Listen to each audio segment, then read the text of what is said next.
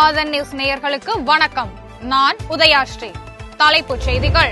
சென்னையில் தடையை மீறி போராட்டம் நடத்த முயன்ற பாமக மகளிர் அணியினர், பசுமை தாயகம் அமைப்பின் தலைவர் சௌமியா அன்புமணி உள்ளிட்டோர் கைது.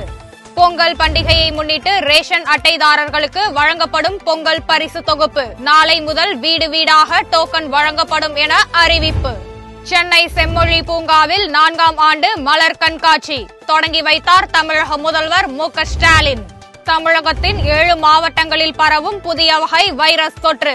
பொதுமக்களுக்கு விழிப்புணர்வை ஏற்படுத்த மாவட்ட சுகாதாரத்துறை ஊழியர்களுக்கு அறிவுறுத்தல்.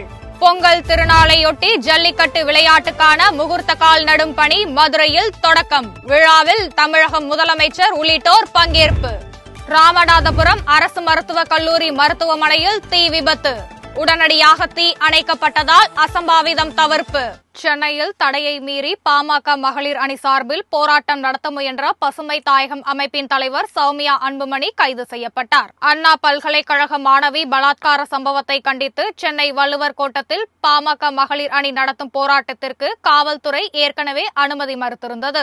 எனினும் இந்த தடையை மீறி போராட்டம் நடைபெற இருப்பதாக கிடைத்த தகவலின் அடிப்படையில் 350க்கும் மேற்பட்ட போலீசார் அங்கு குவிக்கப்பட்டனர். அப்பகுதியில் போராட்டம் ஆரம்பிக்கும் முன்பே சௌமியா அன்புமணியை போலீசார் கைது செய்தனர். அவருடன் போராட்டத்தில் ஈடுபட முயன்ற பாட்டாளி மக்கள் கட்சியினரும் கைது செய்யப்பட்டார்கள். தமிழகத்தில் பொங்கல் பரிசு தொகுப்பை பெறுவதற்கான டோக்கன்களை நியாய விலையில் கடை ஊழியர்கள் நாளை முதல் வீடு வீடாக சென்று வழங்க உள்ளனர். பொங்கல் பண்டிகையையொட்டி அனைத்து ரேஷன் அரிசி அட்டைதாரர்களும் பொங்கல் பரிசு தொகுப்புக்காக 1 கிலோ பச்சரிசி, 1 கிலோ சர்க்கரை மற்றும் முழு கரும்பு வழங்கப்பட உள்ளது. மேலும் பொங்கல் பரிசு தொகுப்புடன் பொதுமக்களுக்கு இலவச வேட்டி சேலைகள் வழங்கும் வகையில் அனைத்து மாவட்டங்களுக்கும் அவை அனுப்பப்பட்டுள்ளன. பொங்கல் பரிசு தொகுப்பை பெறுவதற்கான டோக்கன்கள் நாளை முதல் விநியோகம் செய்யப்படும் என தமிழக அரசு ஏற்கனவே அறிவித்திருந்தது. பரிசு தொகுப்பு பெறும் நாள், நேரம் ஆகியவற்றை வீடு வீடாக டோக்கன்கள் வழங்கப்படும் என்றும், டோக்கன்களில் குறிப்பிடப்பட்டிருக்கும் நாளன்று சம்பந்தப்பட்ட ரேஷன் கடைகளில் பொங்கல் தொகுப்பை பொதுமக்கள் பெற்றுக் கொள்ளலாம் என்று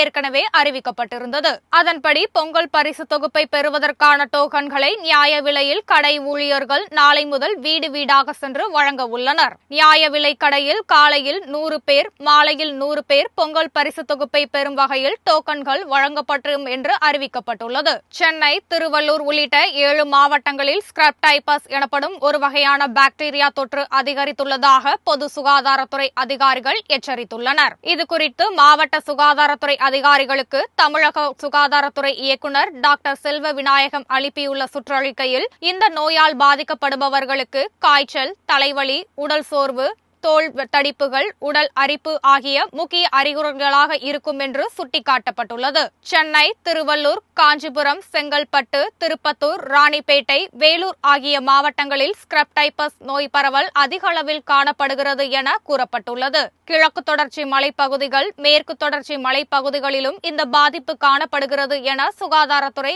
தெரிவித்திருக்கிறது. ஸ்கிரப் டைபஸ் காய்ச்சலின் பாதிப்புக்கு ஆளானவர்கள் ஆத்ரோமைசின், டாக்ஸிசைன்கள் ஆகிய நோய் எதிர்ப்பு மருந்துகளை அளித்து உடனடியாக சிகிச்சை அளிக்க வேண்டும் என்று அறிவுறுத்தப்பட்டிருக்கிறது. இதுகுறித்து பொதுமக்களுக்கு மாவட்ட சுகாதாரத்துறை அலுவலர்கள் விழிப்புணர்வு ஏற்படுத்த வேண்டும் என்று சுற்றறிக்கையில் தெரிவிக்கப்பட்டிருக்கிறது. முன்னாள் பிரதமர் மன்மோகன் சிங் மறைவால் ஒத்திவைக்கப்பட்ட ஜெய் பாபு, ஜெய் பீம் பிரச்சார பேரணி நாளை தொடங்கப்படும் என்று காங்கிரஸ் கட்சி அறிவித்துள்ளது. மகாத்மா காந்தியின் பெருமைகளை எடுத்துச் செல்லும் விதமாகவும், அரசியல் சட்டத்தை உருவாக்கிய டாக்டர் அம்பேத்கரை நினைவு கூறும் வகையிலும் நாடு முழுவதும் மத்திய, மாவட்ட, மாநில அளவில் ஜெய் பாபு, ஜெய் பீம், ஜெய் அரசியல் சாசனம் என்ற பெயரில் பேரணிகள் மற்றும் கூட்டணிகள் நடத்தப்படும் என காங்கிரஸ் செயற்குழு கூட்டத்தில் கடந்த மாதம் 26ஆம் தேதி முடிவெடுக்கப்பட்டது.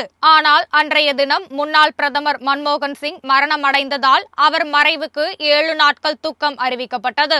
அதனால் 27ஆம் தேதி நடத்த திட்டமிட்டிருந்த பேரணி தற்காலிகமாக ஒத்திவைக்கப்பட்டது. 7 நாள் துக்கம் நாளை முடிவடைவதால் ஜெய் பாபு, ஜெய் பீம், ஜெய் அரசியல் சாசனம் பிரச்சார பேரணி நாளையே தொடங்கப்படும் என்று காங்கிரஸ் கட்சி தெரிவித்துள்ளது.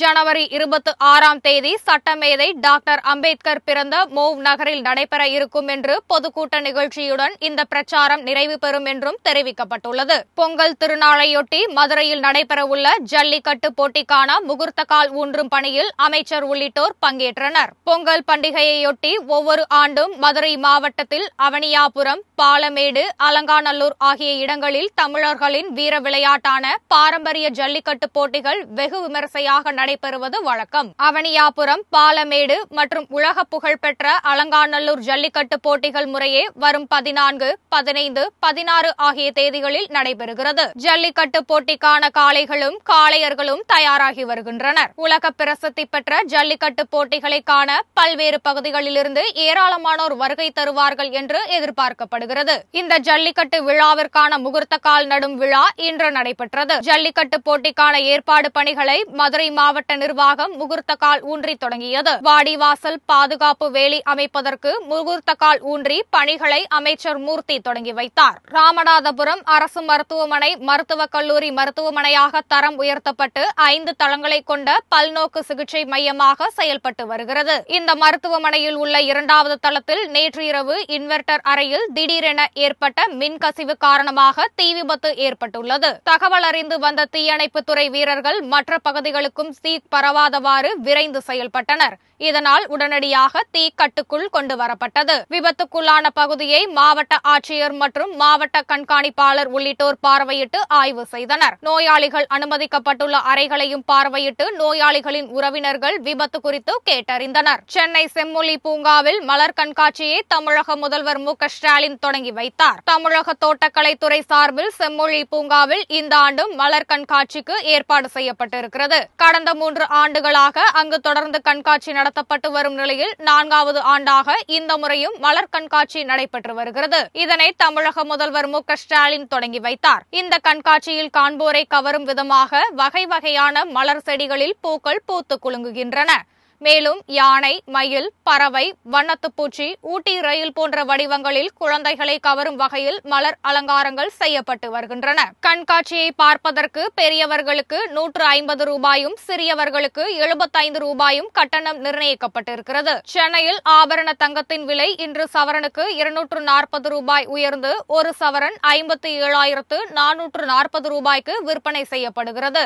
ஆபரண தங்கத்தின் விலை கடந்த ஆண்டு தொடக்கத்திலிருந்தே ஏற்ற இறக்க காணப்பட்ட நிலையில் கடந்த அக்டோபர் மாதம் 30ஆம் தேதி ஒரு சவரன் 59,000 ரூபாயை கடந்து புதிய உச்சத்தை தொட்டது. தங்கம் விலை தொடர்ந்து ஏற்ற இறக்கத்துடன் காணப்பட்ட நிலையில் புத்தாண்டின் தொடக்க நாளான நேற்று 22 கேரட் ஆபரண தங்கத்தின் விலை சவரனுக்கு 320 ரூபாயாக குறைந்து ஒரு சவரன் 57,200 ரூபாய்க்கு விற்பனை செய்யப்பட்டது. கிராமுக்கு 40 ரூபாய் அதிகரித்து 1 கிராம் 7,150 ரூபாய்க்கு விற்பனையானது. இந்த நிலையில் தங்கம் விலை இன்று சவரனுக்கு மேலும் 240 ரூபாயாக உயர்ந்து ஒரு சவரன் 57,440 ரூபாய்க்கு விற்பனை செய்யப்படுகிறது. கிராமுக்கு 30 ரூபாய் உயர்ந்து 1 கிராம் 7,180 ரூபாய்க்கு விற்பனையாகிறது.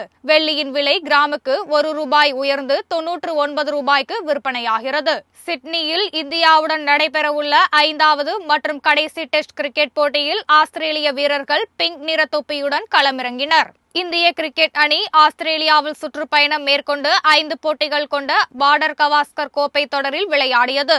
இதுவரை நடைபெற்ற போட்டிகளில் முடிவில் ஆஸ்திரேலிய அணி 2-1 என்ற கணக்கில் முன்னிலையில் உள்ளது. இவ்விரு அணிகளுக்கும் இடையேயான 5வது மற்றும் கடைசி டெஸ்ட் போட்டி சிட்னியில் நாளை தொடங்குகிறது. இதில் பங்கேற்கும் ஆஸ்திரேலிய வீரர்கள் பிங்க் நிற தொப்பி அணிந்தபடி குழு புகைப்படங்கள் எடுத்துள்ளனர். ஒவ்வொரு ஆண்டும் சிட்னியில் நடைபெறும் முதல் டெஸ்ட் போட்டி பிங்க் டெஸ்ட் என்ற பெயரில் நடத்தப்படுகிறது. இதனை பிரதிபலிக்கும் வகையில் ஆஸ்திரேலிய வீரர்கள் பிங்க் நிற தொப்பி அணிந்து புகைப்படங்கள் எடுத்துக் கொண்டுள்ளனர்.